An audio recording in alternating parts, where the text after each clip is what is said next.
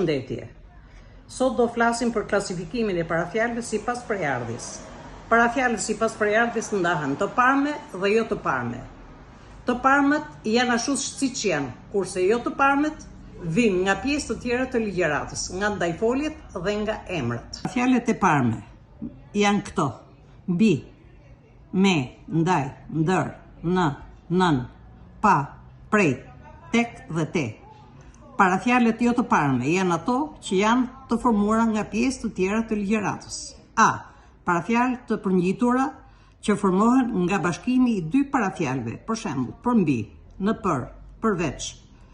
B. Nga bashkimi i lidhës si me parafjalët pas dhe mbas, për shembull, sipas, simbas.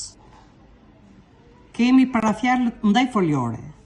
Nëpërmjet parafjalëve dhe ndajfoljeve ka lidhje të ngushta. Një numër ndajfoljesh përdoren si parafjalë, për shembull, afër, anës, brenda, gjatë, drejt, jashtë, këtej, krahas, larg, matam, nga, para, pas, përballë, përbri, përkrah, përsipër, pranë, prapa, rreth, rrotull dhe tutje. Të gjitha janë ndajfolje vendi përveç ndajfoljes gjatë, që është ndajfolje kohe. Përdoren si parafjalë një numër shprehjesh ndajfoljore të formuara prej fjalësh me kuptim pak a shumë të afërt, si rreth e rrotull, rreth e për qark, rreth e qark, anë e për qark, anë e qark, ballë për ballë, mes për mes, tej për tej.